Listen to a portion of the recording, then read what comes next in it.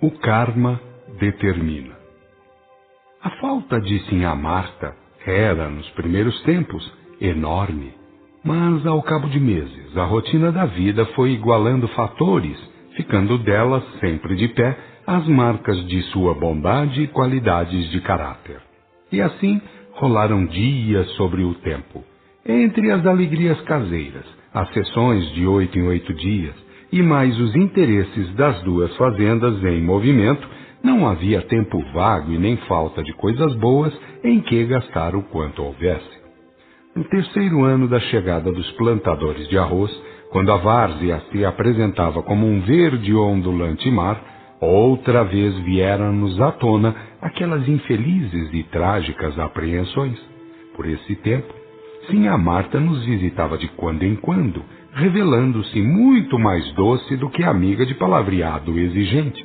Era mesmo do seu feitio ser assim mais devota do coração do que do cérebro.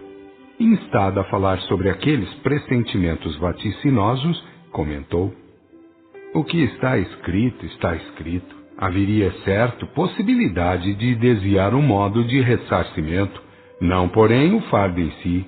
Eles não quiserem nem querem, havendo até quem, por insuficiência de previsão ou cálculo, esteja a rir do que então foi-lhes dito. Julgam-se vítimas de coisas diabólicas, de presas em mãos de agentes espirituais, não de Deus. Mas deixai-os falar. Na hora oportuna, Deus pôr-lhes-á em mãos os a quem servir, de um ou de outro modo. Dando-se a fazer isso, estará tudo em ordem, tudo reconquistado." Numa tarde quentíssima de verão, depois de quase uma semana passada sem chuvas, armou-se o tempo da maneira a mais temerosa possível. Nunca aqueles céus se haviam assim tornado escuros, tenebrosos, ameaçadores. "Temo por aquela gente", disse a Catarina, referindo-me às dezenas de famílias que viviam no meio do arrozal, esparramadas pela várzea ampla e pródiga. "Mas não convém que vá lá por agora", respondeu ela, prevendo que me ia pela alma adentro uma quase indômita vontade de avisá-las uma vez mais, mormente agora que era crescido o número de famílias que se dedicava àquela faina. Silenciei, portanto, retendo em mim o ímpeto a transbordar. E quando as nuvens foram desmanchadas pelos trovões, o fenômeno passou de tempestade vulgar à altura de tromba d'água amedrontante. Não chovia, pois aquilo já não era mais água desmanchada, e sim estrondejante queda de massas líquidas. Não bastando a catarata celeste em curso desapiedado, ainda sobreveio um vendaval de zunir, de arrastar árvores e matar animais. No terreiro havia de tudo aos trambolhos: paus, árvores, animais mortos, terra, e dentro de casa havia pavor nas almas e apreensões assombrosas nas mentes. As crianças choravam, as mulheres tremiam, os homens debruçavam-se doridos sobre os mais agourentos raciocínios. Pelas 6 horas abrandara a tormenta, vindo uma réstia de sol por entre algumas nuvens azuladas que ainda singravam os espaços. Saindo de casa, ouvia-se o rumor das águas em correrias, carregando tudo quanto podia. Mas, ainda assim, fui à estrebaria e, encilhando o cavalo, galopei até ao monte de onde se via, lá ao longe, a planície. E qual não foi o meu desapontamento em vendo tudo aquilo convertido em água, muita água, um mar prateado. Indaguei de mim mesmo, num choque tremendo, onde teriam ido parar as dezenas de famílias ali em habitação. Galopei ao máximo e vi tudo de perto. Nem um pio de ave, nem um relincho de animal, nada de voz humana. A morte e o terror haviam, de conluio, feito por ali sua ronda macabra. Com muito custo é que me lembrei do que haviam dito os bons guias sobre estarem eles a braços com desígnios kármicos. Também não foi com facilidade que me alcei até poder sentir que, de qualquer forma, para qualquer efeito, em Deus não há injustiça. Passando mais um olho pela vastidão líquida, dei tudo por terminado, restando apenas ter que avisar as autoridades.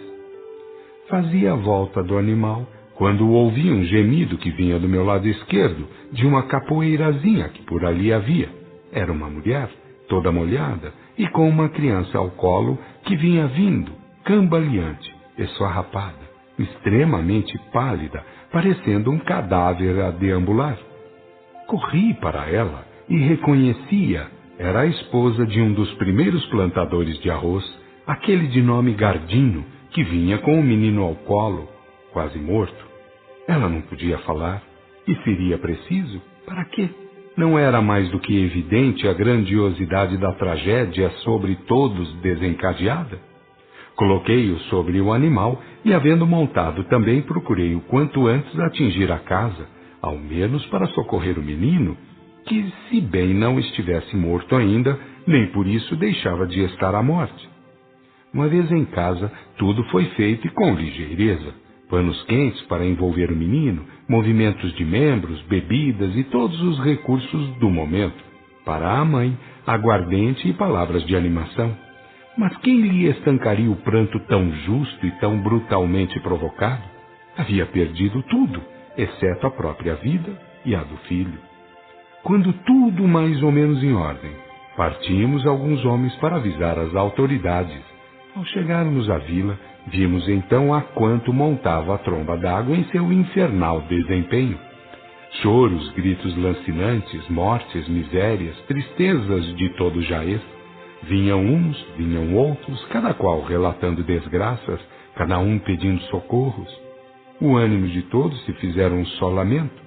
Quando me acheguei ao delegado, nada lhe quis dizer, porque ele estava trespassado de tristezas e avassalado de trabalhos.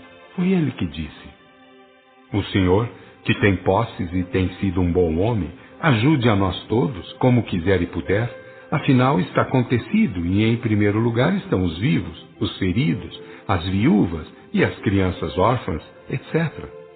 Estou ao seu dispor, bem assim como tudo que é meu lhe possa ser útil, meu bom amigo." Ele não me deixou terminar. Contra a gente assim, só mesmo os tufões e trombas d'água é que podem.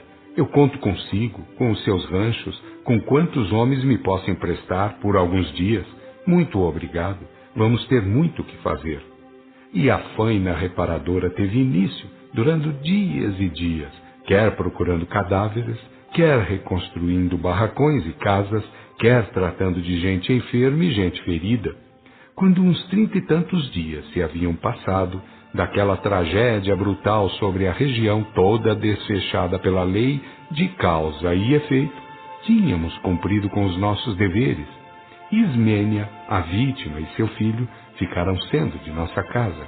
Aos poucos, os flagelados se foram indo, só restando as amizades e as saudades. Foram centenas os recolhidos, tendo alguns ficado na fazenda como trabalhadores.